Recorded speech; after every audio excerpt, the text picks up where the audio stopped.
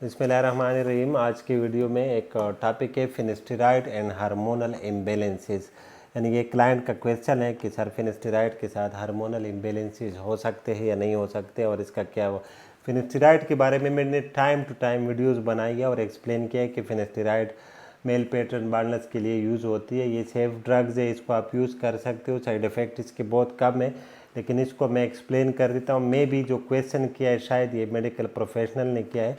फिनेस्टेरॉइड आप लोगों को भी पता है कि एक मेडिसन है जो 5 अल्फा रिडक्टेज एंजाइम्स पे काम करते हैं, जिसको यानी बॉडी में, हमारे जो बॉडी में टेस्टोस्टेरोन हार्मोन होते हैं, टेस्टोस्टेरोन हार्मोन उसको जो है ना डाईहाइड्रोक्सी टेस्टोस्टेरोन में, यानी हमारी बॉडी में जो एक्टिव इंग्रेडिएंट है वो डीएचटी है।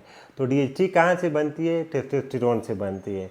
तो फिनेस्टेरॉइड का क्या काम होता है कि वो टेस्टोस्टेरोन को डीएचटी में कन्वर्जन के लिए नहीं छोड़ता है।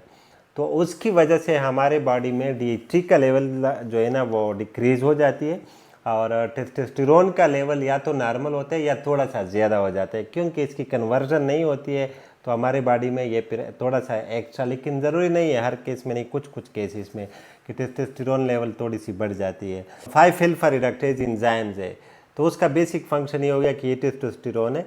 टेस्टोस्टेरोन जब डीएचटी में कन्वर्ट होते हैं, यहाँ पे इसको ब्रेक करते 5 अल्फा रिडक्टेज एंजाइम है, वो इसको ये काम निभाता है।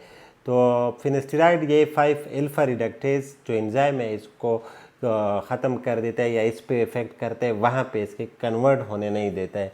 तो इसके साथ बाकी जो बॉडी में हार्मोन्स होते हैं जैसे एस्ट्रोजन, कार्टिसोल वगैरह हो गए, उस पर कोई इफेक्ट नहीं है फिनेस्टेरॉइड का। फिनेस्टेरॉइड बेसिकली 2 कंडीशन के लिए यूज़ होती है मर्दों में। एक तो मेल पैटर्न बाल्डनेस, जिस तरह मर्दों में गंजापन होता है, और दूसरा प्रोस्टेट की बीमारी के लिए, बिनाइन प्रोस्टेटिक हाइपरप्लाजिया, यानी प्रोस्टेट जब इनलार्ज हो जाए तो उसके लिए। लेकिन उसके लिए हाई डोजेज में देते हैं, 5 मिलीग्राम में देते हैं। मेल पैटर्न बाल्डनेस में हम इसको 1 मिलीग्राम देते हैं। हाँ, तो इसके अलावा इसके जो कुछ लोगों को साइड इफ़ेक्ट भी हो सकते हैं। उसमें क्या चीज़ें, जैसे इरेक्टाइल डिस्फंक्शन हो गया, डिक्रीज लिबिडो हो गया, यानी सेक्स का ख्वाहिश थोड़ा कम हो जाते हैं, ख़त्म नहीं होते, कम हो जाते हैं। या जो आपकी जो सेमन का जो डिस्चार्ज है, जो हम एजुकुलेट करते, उसका वॉल्यूम भी उसके साथ कम हो सकते हैं। लेकिन ये उसके आर्जी साइड इफ़ेक्ट है। इसको आप छोड़ेंगे तो वो ऑटोमेटिकली ठीक हो जाता है। किसी को आज तक मैंने खुद नहीं देखा है कि परमानेंटली इसने साइड इफ़ेक्ट किया है। मैंने खुद भी बहुत टाइम तक का ही है। बहुत सारे मेरे फ्रेंड्स हैं जो इसको लेते हैं, डॉक्टर्स हैं जो लेते हैं, जिसको मैं जानता हूँ 2-2 शादी है, लेकिन फिनेस्टेरॉइड बहुत अरसे से ले रहे हैं, सेफ़ है। हाँ, 1-2 मरीजों ने मुझे कंप्लेंट किया है कि सर मेरी तो साइड इफ़ेक्ट हो गया। क्या साइड इफ़ेक्ट हो गया? कहते हैं कि सेक्सुअल ख्वाहिश कम हो गया है, और वो भी दूसरे हफ्ते पे। इस तरह कभी नहीं होता है। फिनेस्टेरॉइड जब आप शुरू कर देते हो तो तकरीबन 3 महीने लेते हैं इसके इफ़ेक्ट के लिए। तो इसके फ़ायदे भी आपको तीसरे महीने में शुरू होते हैं, साइड इफ़ेक्ट भी अगर होते हैं तो आपको तीसरे महीने में होगा।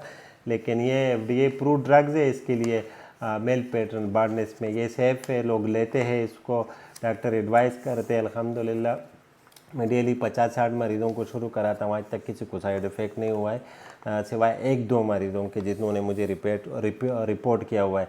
तो मतलब ये फिनेस्टेरॉइड और बॉडी के जो दूसरे हार्मोन हैं उसके साथ इम्बैलेंस नहीं आ सकते। सिर्फ इसका टेस्टोस्टेरोन पे इफेक्ट है, जो डीएचटी में कन्वर्जन इसको रोकता है। तो इसकी वजह से सिर्फ आपके जो डीएचटी है उसका लेवल कम हो जाते हैं, बाकी जो आपके टेस्टोस्टेरोन होते हैं वो लेवल नॉर्मल होता है या थोड़ा ज़्यादा होता है। Thank you for watching. अल्लाह हाफिज़।